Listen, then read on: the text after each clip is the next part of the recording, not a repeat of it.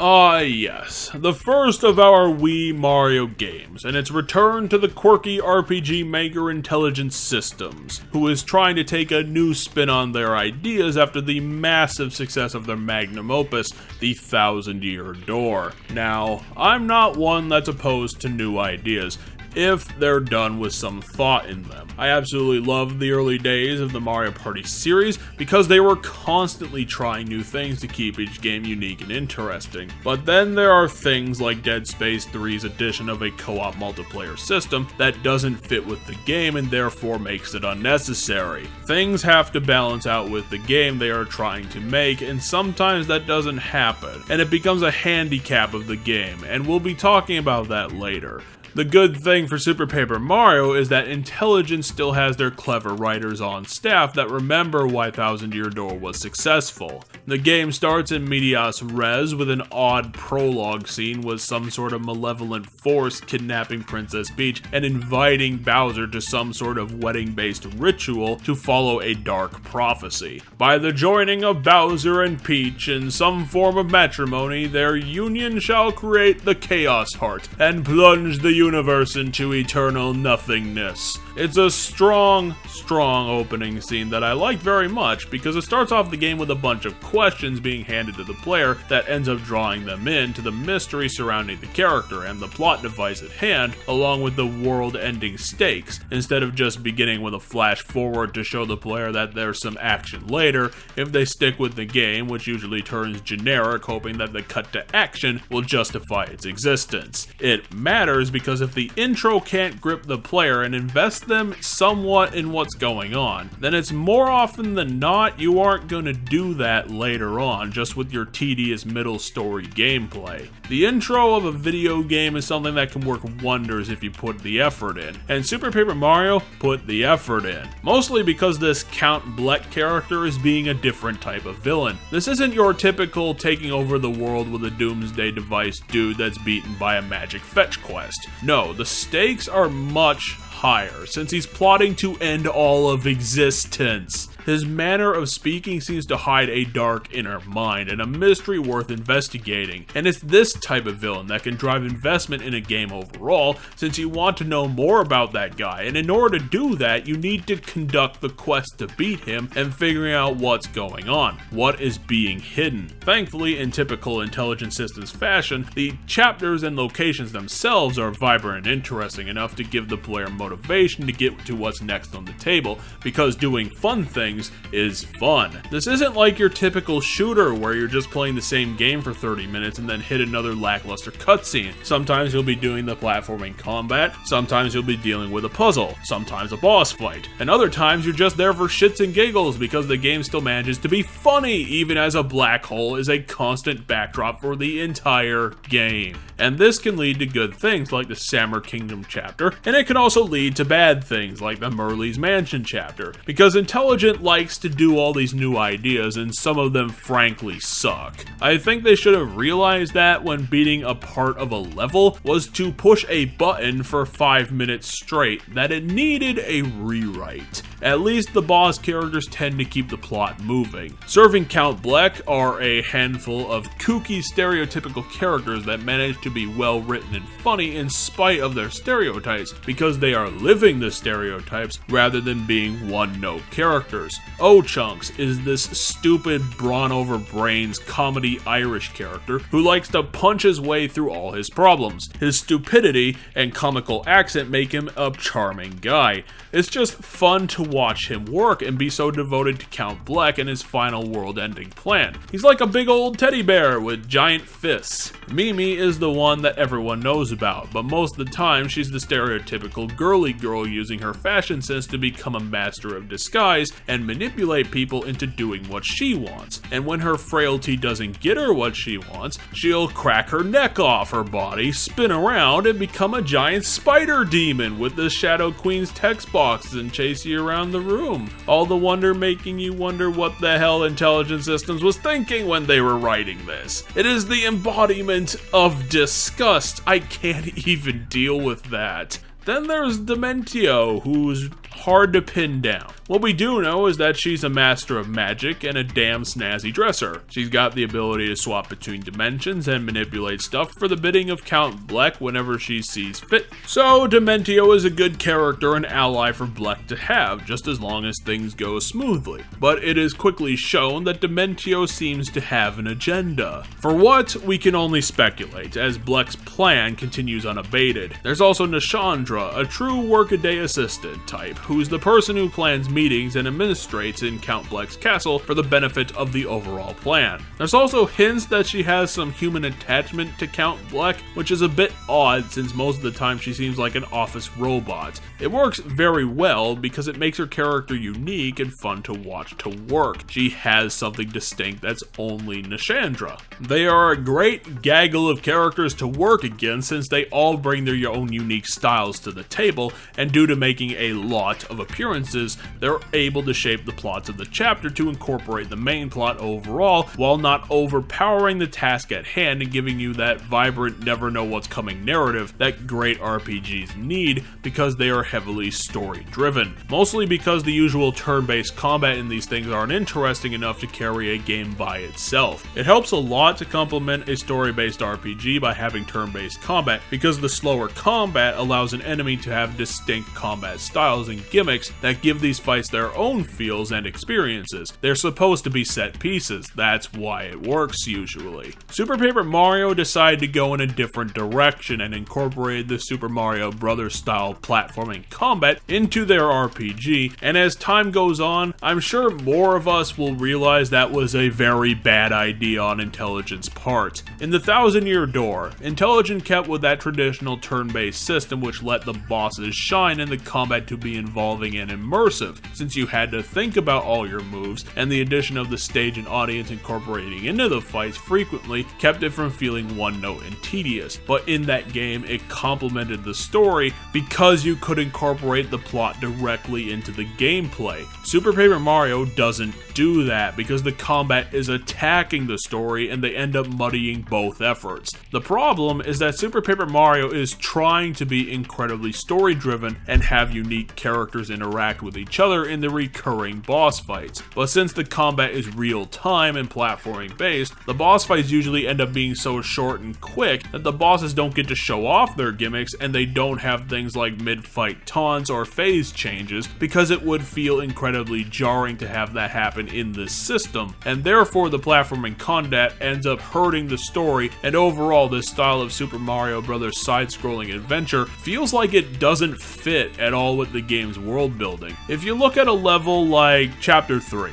and see how much time is spent not doing any platforming, and you just realize how vestigial the core combat is to the game itself. What should feel like the star of the show ends up feeling more like a tool in the box, since Super Paper Mario has different types of levels and only one type is a side-scrolling level, which can be replaced by dealing with puzzles, interacting with characters, or just doing a boss fight. It's not like Intelligent has completely lost their touch. The end chapter bosses usually end up being story-driven and given a pre- and post-fight cutscene, along with some dimensional character traits to keep the player invested in their defeat and reasons for them to be satisfied once it's over. But like the quality of the levels, this can vary between one or the other. Bosses like Francis can absolutely carry entire levels on their own backs because their personality spills over to the design of the whole level, getting you invested in beating the shit out of them. Whereas King Crocus IV ends up being misformed and not having the time spent on their development, which makes them boring and tedious, especially if their combat gimmicks aren't interesting. Francis has gimmicks,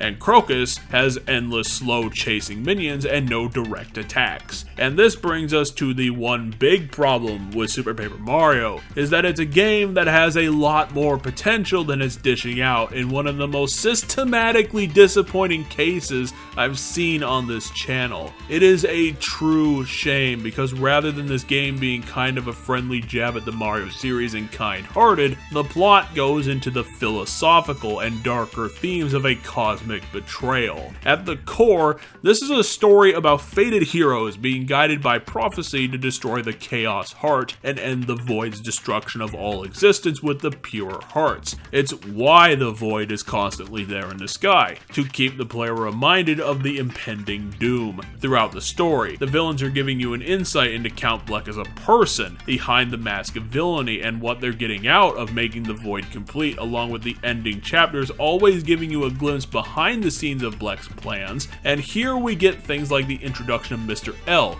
one of my all-time favorite characters, as a new minion under Count Bleck to show off his swarthiness and total capability to take down the fated heroes. We also get to see a bit of Nishandra's development as a character, and how she has feelings for Bleck and misgivings about the plan itself, since the weight of what they are actually doing starts setting in. If you've ever seen Naruto, then Obito's character arc is pretty similar to Count Bleck's, especially when we start talking about one of the weaknesses of the story, the Timpani and Blumiere arc, which is where the story's strength lies. It's an odd thing to say, because if the mid-chapter breaks were written in a bit different way, or implemented in a new fashion, then it would have added a lot to the story. Yet the problem is that the mystery of what's going on in these sections is given up halfway, and the only reason to still continue them after that is to make a connection between A and B that's already blatantly obvious to the audience. Ultimately, it's a waste of time, and at worst, it's also kind of insulting that the developer doesn't think the audience is smart enough to intuit incredibly obvious plot points.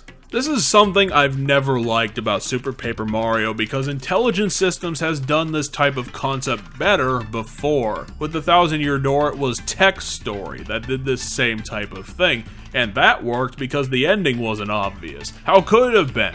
The story's over now, and I still don't get what the Tech actually wanted through his dealings with Princess Peach. The overall problem with Super Paper Mario's writing is that what the developers intended to write was ultimately better than what was put in the game. Intelligent simply spent too little time on build-up and not the payoff. Nishandra is the most obvious case of this, because she's a great supporting character. She has interesting traits, she's plot important, and makes frequent early appearances. She has genuine concern for Bleck himself and his overall plan, which gets the player more invested in his arc as she reveals part of his past and instills the doubt within him. Her arc ends tragically short when she protects Bleck from an off-screen attack that shows her compassion, and is the climax of her arc. And it is a true shame, because if they had developed her relationship with Bleck a bit more and had her more as of a staple character, then her death could have had more of an impact. I guess what I'm saying in this piece is that the ending was a bit rushed.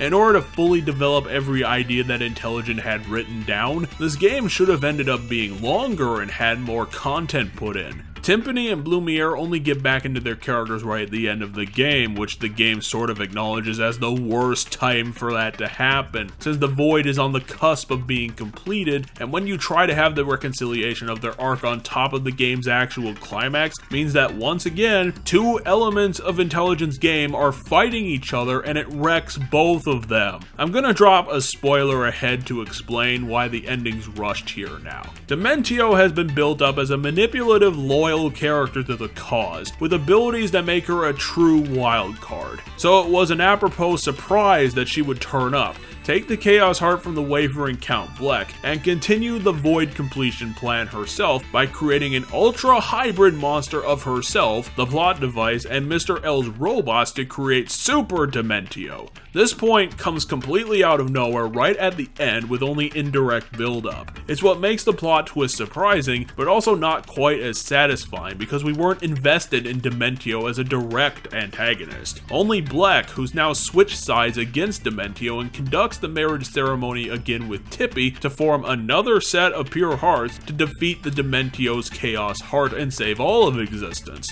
The issue is that this stuff should have been long form and philosophical, not happening all at once in a big plot point bonanza with two easy boss fights, because both Bleck and Super Dementio are actually a couple of the easiest things to beat in the game, which again hurts the satisfaction of the victory. Count Bleck is a character who drove to this plot after losing the one thing that mattered to him in his previous life as Blumiere, and decided to practice the Dark Prognosticus in order to destroy the world that turned its back on him. It's insane, it's ridiculous, but since Blumiere still had a core in Bleck's psyche that he was deliberately trying to ignore, and it was tied to the arc of a completely different character with amnesia, Tippy, who doesn't have her memory and was apparently a completely different race that was transformed into a pixel formed by Merlin to keep her alive. It's an idea that wasn't explored enough in Dementio's background manipulation of Bleck's plan to create an entirely new perfect world on top of the ruins of the old flawed ones. That also should have been much more involving and powerful of a plot point than it actually was. Super Paper Mario is one of the darkest and most philosophical entries in the series, but the runtime that Intelligent Systems stuck with to hash out everything it thought of, they didn't manage to do the full investment in everything, and it ended up with a slapdash ending that muddied its better points. And when the build up to these events includes the amazing Chapter 6 Sammer Kingdom story, where the void was actually completed and Mario was able to see and witness the events of a world being erased. It was something truly powerful leading up to something half-formed, because in most of these stories about impending doom,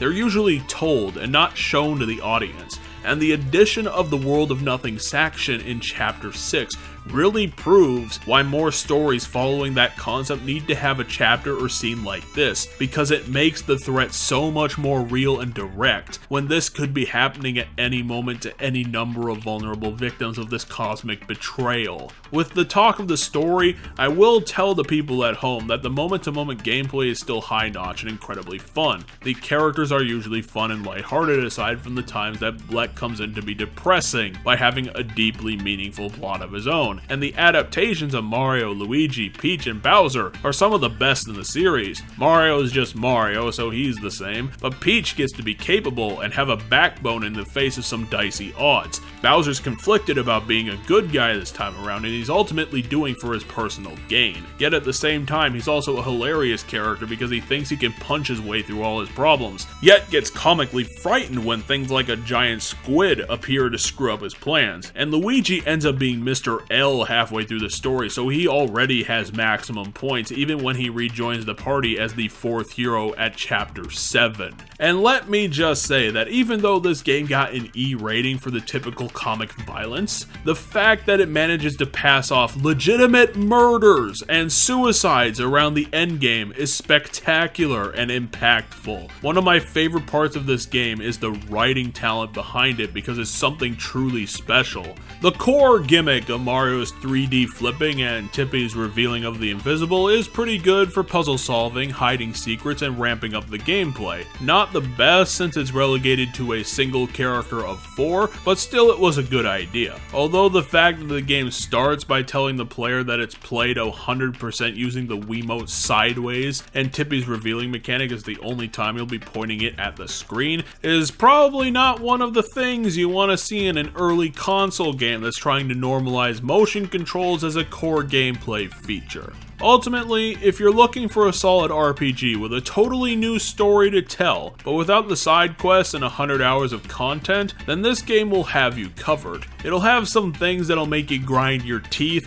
but once you get to the ending and see that Timpani and Blumiere managed to have a life beyond the reaches of existence, in some sort of paradise world beyond our understanding, then it'll all be worth it, because it tugs at the heartstrings and it's an incredibly fulfilling arc. It's one of the best narratives that the Mario series has ever produced. You'll be having a good time, and just to sell you on it further, here's my numbers to back that up.